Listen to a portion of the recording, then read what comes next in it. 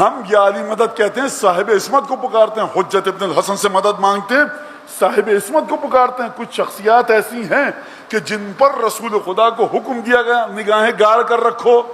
تو اب مجھے یہ بتائیے کہ موسیٰ اپنی اور آپ کی تو بات ہی نہیں کر رہا، آدم زمین پر آئیں، نوح دوبارہ آئیں، عیسیٰ موسیٰ آئیں، شیس و یعقوب و ادریس و یونس و یعقوب آئیں، خضر آئیں، الیاس آئیں، ذی الکفل آئیں، تو ان ہستیوں کو دیکھیں، کہیں محمد مصطفیٰ دیکھیے آپ کی نبوت ہم سے بڑی ہے، ہم آپ کو دیکھیں گے، ان کی طرف نہیں دیکھیں گے۔ خطاب آئے گا ہماری سنت ہے کہ نہیں ان کو دیکھنا، ہماری سنت ہے کہ نہیں کہ ان پر نگاہیں گاڑ کر رکھیں؟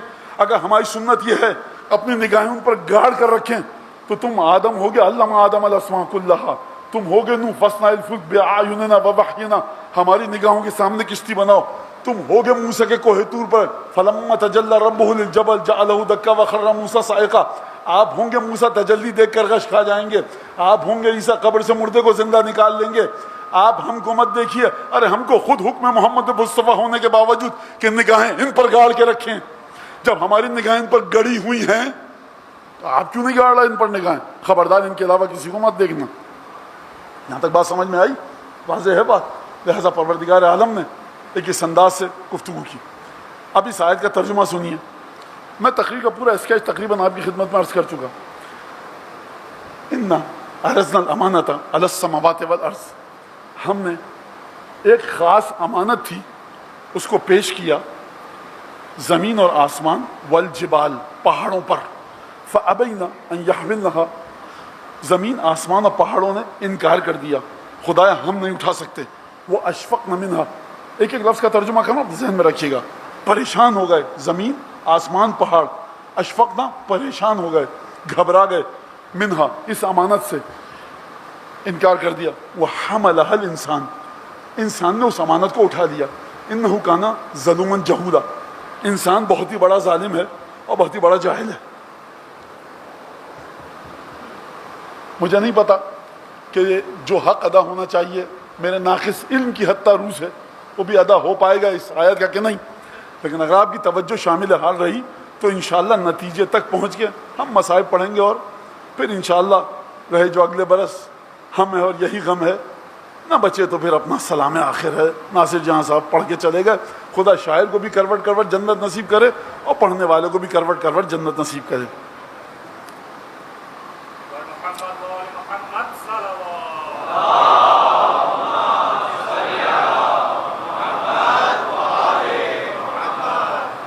تھوڑا سا میں آپ کو تھکاؤں گا، آیت پر آپ کو رکنا پڑے گا، کیونکہ اگر آپ اس آیت پر میں نے آپ کا وقت نہیں لیا اور ذرا سا آپ نے اپنے ذہنوں پر زور نہ ڈالا تو سید الشہداء کا لفظ سمجھ میں نہیں آئے گا۔ سید الشہداء یعنی صلوات اللہ وسلام علیہ، نہیں سمجھ؟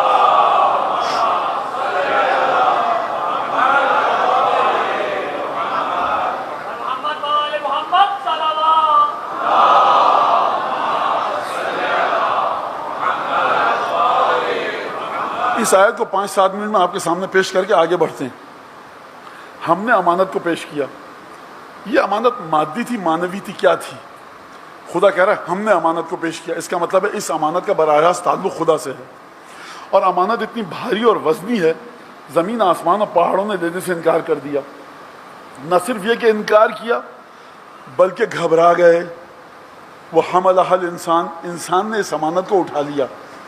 یہ جو انسان جس نے امانت کو اٹھایا یہ بڑا ظالم ہے اور جاہل ہے۔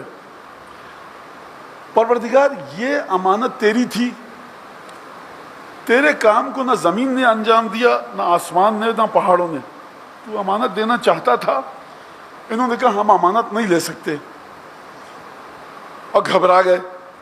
یہ جس انسان نے تیرے ہوئے رکے ہوئے معطل کام کو، تعطل کا شکار جو کام ہو چکا تھا، پینڈنگ میں جا چکا تھا، اس انسان نے آگے بڑھ کر تیری اس امانت کو اٹھایا، تجھے تعریف کرنی چاہیے تھی۔ پروردگار تو نے آگے بڑھ کے کیا کہا؟ انسان بڑا ظالم و جاہل ہے۔ پروردگار یہ انسان نیک کام کر رہا ہے، اس کا مطلب ہے کہ یہ امانت بڑی عجیب ہے۔ پروردگار تو نے نماز کا حکم دیا، جن مومنین نے آگے بڑھ کے نماز پڑھی تو نے ان کی تعریف کی، تو نے اپنے دامن کو پاک رکھنے کا حکم دیا، جن مومنین نے دامن کو پاک رکھا تو نے ان کی تعریف کی۔ تو نے اپنے نبی کی مدد کا حکم دیا، جن لوگوں نے تیرے نبی کی مدد کی تو نے ان کی تعریف کی۔ ایک طرف پروردگار تو قرآن میں فرما رہا ہے ان تنصروا اللہ ینصرکم، اگر تم خدا کی مدد کرو گے خدا پلٹ کر تمہاری مدد کرے گا، اور یثبت اقدامکم، اور تمہارے قدموں کو ثابت قدم رکھے گا، گاڑ کر رکھے گا، زمین پر رکھے گا۔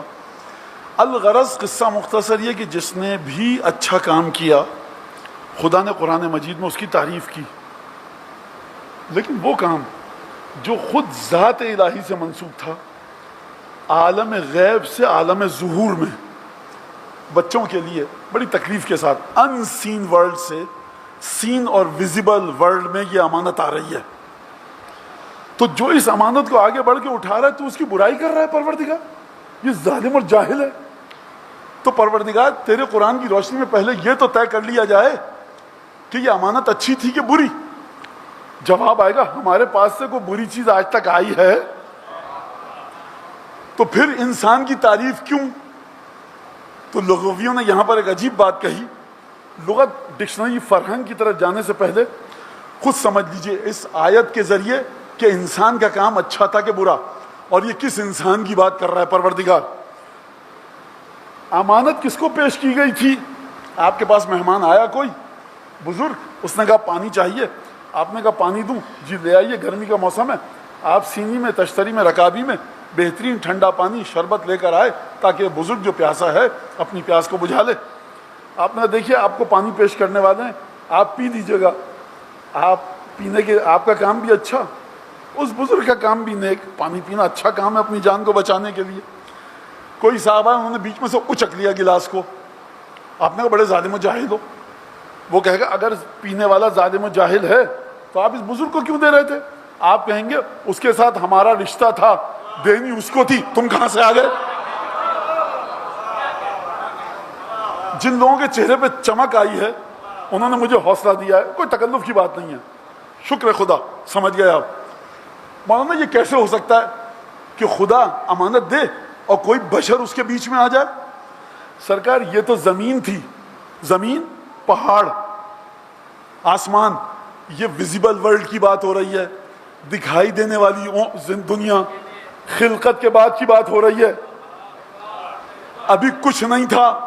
چلو ذرا 9 مقامات پر یا 8 مقامات پر آدم اور شیطان کا قصہ ہے، دیکھو انی خالق بشرا من صلصال من حمأ مسنون فاذا سویته ونفخت فیہ من روحی فقعوا له ساجدین فسجد الملائکۃ کلهم اجمعون الا ابلیس ابا واستکبر۔ دیکھو ہم ایک پتلا بنا رہے ہیں اور اس طرح سے اس کو بہترین بنائیں گے، جب بنا لیں پتلے کو اور پھونکیں اپنی روح کو، خود بخود سجدے میں گر جانا، خود بخود سجدے میں گر جانا۔ ملائکہ گر گئے، ابلیس نے سجدہ نہیں کیا، آپ سب کو علم ہے۔ اچھا سجدہ نہیں کرتا، کہا کہ خلقتنی من نار خلقتہ من طین، مجھے مٹی سے بنایا۔ صاحب جب عالم قدس میں ابلیس ملعون خدا کے سامنے آ کر اپنے وجود کا اظہار کر سکتا ہے تو یہ عالم ظاہر میں کتنے ملعون آئیں گے؟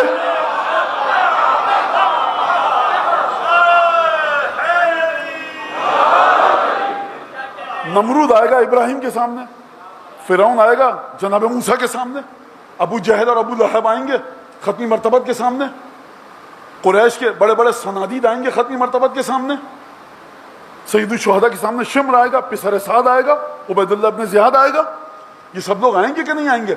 تو یہ امانت پہ کیوں جھگڑا کر رہے ہیں؟ ان کو بھی پتا تھا کہ ان پر فرشتہ تو نازل نہیں ہو سکتا۔ لاکھ دفعہ حسین سے کہہ دو کہ بیعت کر لیں، لاکھ دفعہ کہہ دو ہماری بیعت کرو، بالفرض محال حسین ابن علی لاکھ دفعہ تمہاری بیعت کر بھی نے خاکم بدہن، تو دیکھو فرشتہ تو نہیں آنے والا، پھر پریشانی کیوں ہے؟ میں اس طرف نہیں بتانا یہ چاہ رہا ہوں کہ اس کے باوجود کہ بیعت لینے والا بھی جانتا تھا اور جس سے مطالبہ کیا تھا وہ تو جانتا ہی ہے، پتا تھا کہ یہ ہوگا نہیں، تب بھی آ کر امانت الہی میں رکھنا ڈال رہا ہے۔ یہ عالم وجود ہے، پس ترین، ادنا ترین، ان موسٹ انفیریئر لیول ہے ایگزسٹنس کا، تو جب وہاں پر ہو سکتا ہے تو یہاں پر بھی ہوگا۔ تو یہ پروردگار فرما رہا انہ کان ظلوما جہولا، یہ انسان بڑا ظالم تھا۔ کیوں ظالم تھا؟ حسین ابن علی کا راستہ روک رہا ہے، حسین سے بیعت کا مطالبہ، یہ رسول خدا کے سامنے آ کر رسول خدا سے ٹکرا رہا ہے، یہ فرعون آ کر موسیٰ سے ٹکرا رہا ہے، یہ نمرود آ کر ابراہیم سے ٹکرا رہا ہے، یہ تمام زمانے کے بادشاہ آ کر اپنے اپنے دور کے انبیاء سے ٹکرا رہے ہیں، کیا سمجھ کر ہم تم سے بہتر ہیں۔ تو یہ ہے دعوی امانت الہی، کیونکہ اگر اس انسان کا ذکر ہوتا کہ جو انسان ابراہیم اور موسیٰ اور عیسیٰ اور آدم ہیں تو خدا ظالم و جاہل نہ کہتا، اگر یہ انبیاء کا ذکر ہوتا۔ پر مولانا اس کی توجہ یہ ہے، گھما پھرا کر آپ ظلم و جہول کو نعوذ باللہ انبیاء سے لا کر منسلک کریں اور کہہ کہ دیکھیے اس معنی میں انبیاء ظالم تھے، نعوذ باللہ خاکم بدہن، اس معنی میں انبیاء علیہ باللہ خاکم بدہن جاہل تھے، تو سرکار یہ اگر ایسے ہوتے تو خدا نہ فرماتا وَاذْكُرْ عِبَادَنَا إِبْرَاهِيمَ وَإِسْحَاقَ وَيَعْقُوبَ أُولِي الْأَيْدِي وَالْأَبْصَارِ إِنَّا أَخْلَصْنَاهُمْ بِخَالِصَةٍ ذِكْرَ الدَّارِ وَعِندَهُمْ عِندَنَا لَمِنَ الْمُصْطَفَيْنَ الْأَخْيَارِ۔ ذکر کرو ابراہیم کا کتاب میں، ذکر کرو اسحاق کا، ذکر کرو یعقوب کا، اولی الایدی والابصار، یہ صاحبان طاقت بھی تھے، صاحبان قدرت بھی تھے، صاحبان دست پر قدرت بھی تھے، صاحبان بصیرت بھی تھے، ہم نے ان کو خالص کیا، ان اخلصناہم بخالصۃ، ہم نے خاص پروسیس کے تحت ان کو خالص کیا۔ وہ پروسیس کیا تھا؟ بذکر الدار، ان کو قیامت کی طرف متوجہ رکھا۔ اگر یہ آیت انبیاء کے لیے ہوتی کہ خدا کے انبیاء علیہ باللہ جاہل اور نادان تھے، ظالم تھے، تو خدا تعریف کے ساتھ نہ کہتا ہمارے انبیاء کا ذکر کرو۔ اس کا مطلب ہے وہ ہے کہ یا نبی کے مقابلے میں آئے یا وسیع کے یا اولاد نبی کے۔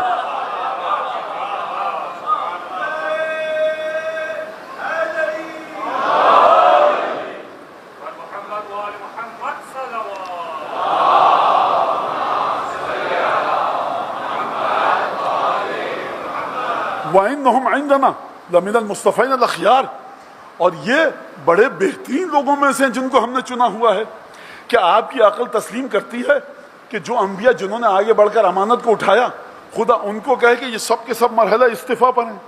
کیا آپ کی عقل تسلیم کرتی ہے کہ جن پروردگار جن انبیاء کے بارے میں کہہ رہا ہے کہ ہم نے ان کو وہ مقام دیا کہ اب تم سے توقع رکھتے ہیں، ان کو یاد رکھنا، بھول مت جانا۔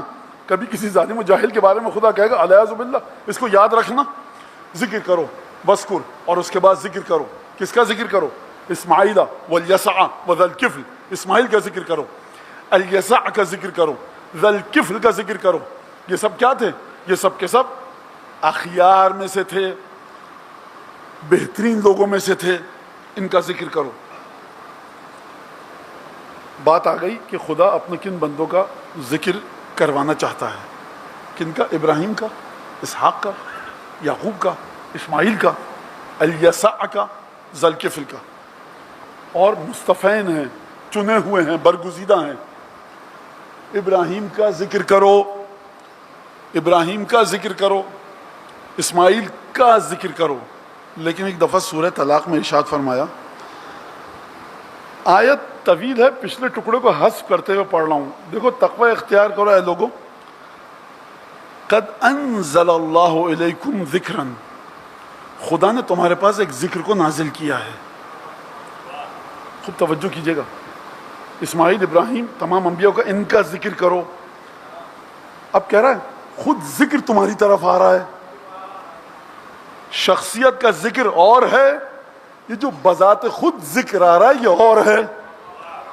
پانی کا ذکر کرو، پانی کو یاد کرو، اب پانی تمہاری طرف بھیج رہے ہیں۔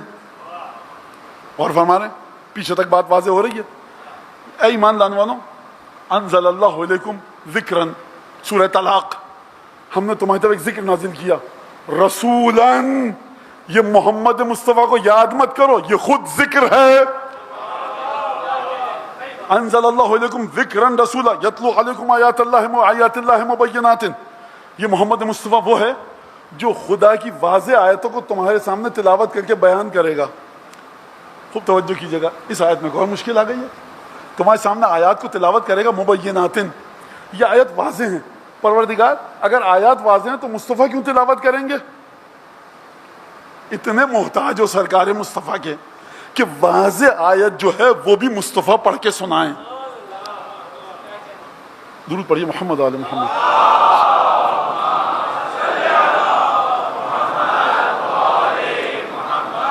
اب یہ ذکر آیا کہ نہیں ہے؟ خود ذکر ہے. اب یہ جو میں استدلال پیش کر رہا ہوں یہ آپ کے خوب توجہ سے سنیے گا. جو نوجوان بچے سلوات یا نعرہ حیدری لگانا چاہتے ہیں تھوڑا سا صبر کر لیں, تھوڑا سا. خود رسول خدا ذکر ہیں.